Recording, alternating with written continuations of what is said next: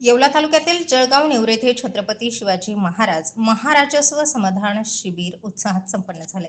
कार्यक्रमाच्या सुरुवातीला प्रांताधिकारी बाबासाहेब गाढवे, तहसीलदार आबा महाजन, गटविकास अधिकारी संदीप वायाळ आदींच्या हस्ते छत्रपती शिवाजी महाराजांच्या पुतळ्याचं पूजन करण्यात आलं। यावेळी आत्मामलिक गुरुकुलातील विद्यार्थिनींनी स्वागत गीत तसेच छत्रपती शिवाजी महाराजांचा पोवाडा सादर केला। या कार्यक्रमाचं सूत्रसंचालन शरद ठोणे यांनी केलं। तहसीलदार आबा महाजन यांनी नागरिकांना छत्रपती शिवाजी महाराज महाराजस्व योजनेची अंमलबजावणीबाबत माहिती दिली। सर्वसामान्य जनता, शेतकरी, विद्यार्थी, महिला यांचं महसूल विभागाशी संबंधित दैनंदिन प्रश्नांचं निराकरण करणं, जनतेच्या तक्रारी निकालात काढणं तसेच महसूल प्रशासन अधिकाधिक लोकाभिमुख, कार्यक्षम व गतिमान करण्यासाठी महाराष्ट्रामध्ये यापुढे मंडळ स्तरावर छत्रपती शिवाजी महाराज समाधान शिबिराचं आयोजन करण्यात येणार आहे। पंचायत समिती अंतर्गत घरकुल योजना किंवा शेतकऱ्यांच्या अनेक लाभार्थी योजना शेतकऱ्यांपर्यंत पोहोचविण्यासाठी प्रयत्नशील राहणार असल्याचंही गटविकास अधिकारी संदीप वायाळ यांनी सांगितलंय। या शिबिरात जागोजागी नागरिकांना लागणारे अत्यावश्यक स्टॉल लावण्यात आले। यावेळी मंत्री छगनराव भुजबळ यांचे स्वीय सहाय्यक बाळासाहेब लोखंडे, प्रांताधिकारी बाबासाहेब गाढवे, तहसीलदार आबा महाजन, गटविकास अधिकारी संदीप वायाळ यांनी या स्टॉलला भेटी देऊन नागरिकांच्या समस्या समजावून घेतल्या। त्याचबरोबर माजी सैनिकांनी शासकीय पदावर नियुक्ती झाल्याने त्यांचा सन्मान देखील करण्यात आला। या प्रसंगी महसूल विभागातील सर्व अधिकारी, कर्मचारी, आरोग्य विभागाचे पदाधिकारी, कृषी विभागाचे तालुका कृषी अधिकारी यांच्यासह परिसरातील नागरिक मोठ्या संख्येने उपस्थित होते। जरूर शासन आपल्या दारी आलेलं आहे आणि या निमित्ताने गेल्या 20 दिवसांपासून आम्ही सगळ्या डिपार्टमेंटला एकत्र करून आदरणीय प्रांताधिकारी यांच्या मार्गदर्शनाखाली जळगाव निवड मंडळ भागातील मंडळातील गावांना, तेथील लाभार्थ्यांना आपल्याला काय काय लाभ देता येईल या संदर्भात आम्ही काम करत होतो आणि या अनुषंगाने येथील सर्वसामान्य जनता, शेतकरी, विद्यार्थी यांच्या ज्या महसूलशी संबंधित किंवा वेगवेगळ्या डिपार्टमेंटशी संबंधित काही समस्या असतील, त्यांची काही कामं असतील तर ते कामं सत्वर निकाली काढायची आणि जागच्या जागी त्यांना लाभ कसा देता येईल या अनुषंगाने आम्ही गेल्या 20 दिवसांपासून काम करत होतो। यापूर्वी देखील मला सांगायला आवडेल की ज्या वेळेस आम्ही येवला तालुक्यामध्ये असं कुठल्याही मोहीम सुरू करायची म्हटली तर त्याची सुरुवात आम्ही जळगाव नेरूरपासून करत असतो आणि आज देखील आम्ही जळगाव नेरूर इथून आपल्याकडून सुरू करतोय।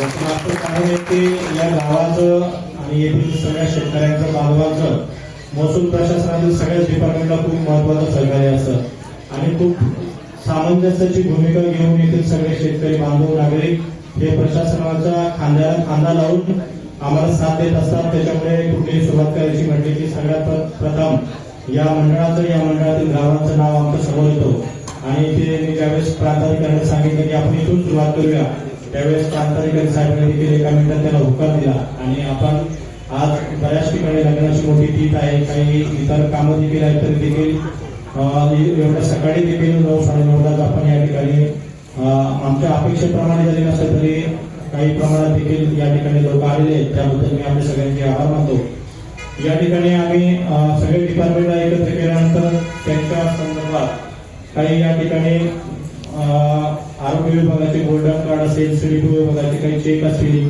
सहाय्यक निबंधक विभागाचे काही असतील किंवा आमचे सातबार वाटप असेल, पंचायत समितीचे घरकुल वाटप असतील, सिंचन विहिरी असतील, प्रभाग योजना असेल, त्याचप्रमाणे विवाह प्रमाणपत्र, जन्म मृत्यू दाखले, ही संकल्पना आहे ती कुठेतरी आपल्याला मोडीत काढायची आहे आणि आता शासन तुमच्या दारामध्ये आलेलं आहे। शासनाच्या सगळ्या विभागाचे अधिकारी, कर्मचारी जे आहेत या ठिकाणी आपल्याला उपलब्ध आहेत। आता ग्रामविकास विभाग जो आहे, ग्रामविकास विभागाच्या माध्यमातून आता पूर्ण महाराष्ट्रामध्ये मुख्यमंत्री समृद्ध पंचायत राज अभियान त्या ठिकाणी सुरू आहे आणि या अभियानाचा उद्देश सुद्धा शासनाच्या सगळ्या विभागाच्या ज्या योजना आहेत त्याचा लाभ जो आहे सर्वसामान्य लोकांपर्यंत त्या ठिकाणी पोहोचवण्याचा लाभ आहे। आता ग्रामीण भागामध्ये जर विचार केला तर लोकांच्या सगळ्यात जिव्हाळ्याची योजना जर कुठली असेल तर घरकुल योजना असेल आणि आपल्या तालुक्यामध्ये जवळजवळ आपण 11,000 घरकुलं त्या ठिकाणी मंजूर केलेली आहेत। म्हणजे मागच्या 10 वर्षात आपल्याला 5,000चं टार्गेट आलं होतं आणि गेल्या 1 वर्षात आपण 11,000 घरकुलं त्या ठिकाणी मंजूर केलेले आहेत। या घरकुलाच्या लाभाच्या संदर्भात जर कोणाच्या काही जागेच्या जर अडचणी असतील त्याच्यामध्ये कुणाला जे लाभार्थी भूमिहीन आहेत अशाच लाभार्थ्यांना आपण त्या ठिकाणी जागा देणार आहोत, हे सगळ्यांनी लक्षात घ्या. भूमिहीन लाभार्थ्यांना आपण गावठाण, दायरा तसंच शासनाच्या मालकीच्या जागा आहेत तिथं जागा उपलब्ध करून देणार आहोत.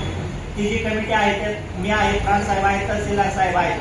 त्यामुळं तुम्हाला फक्त ग्रामसभेचा ठराव करून ते प्रस्ताव आमच्याकडे द्यायचे आहेत आणि आम्ही मिशन मोडवर त्या ठिकाणी जागा उपलब्ध करून देणार आहोत.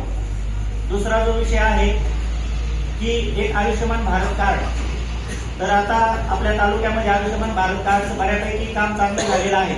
तरी सुद्धा जे लाभार्थी या कार्डपासून वंचित असतील अशा लाभार्थ्यांसाठी या ठिकाणी आयुष्यमान भारत कार्डच्या कॅम्पचं सुद्धा त्या ठिकाणी आयोजन केलेलं आहे.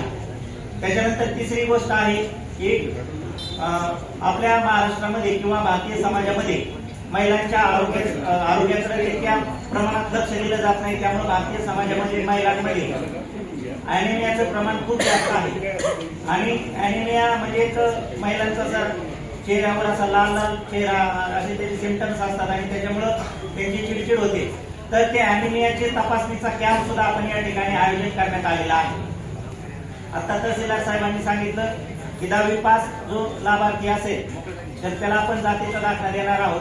तर त्याच्या पुढे जाऊन मी सांगतो आपल्या पूर्ण या मुख्यमंत्री समृद्ध पंचायत राज अभियानांतर्गत 8वी ते 10वीचे जे लाभार्थी आहेत या सगळ्या लाभार्थ्यांचे जातीचे दाखले जे आहेत ते आपण 31 मार्चच्या पहिले त्या ठिकाणी आपण देणार आहोत आणि त्यासाठी ज्या सूचना ज्या आहेत. स्टार 24 फास्ट न्यूज साठी दीपक ढोकळे, येवला.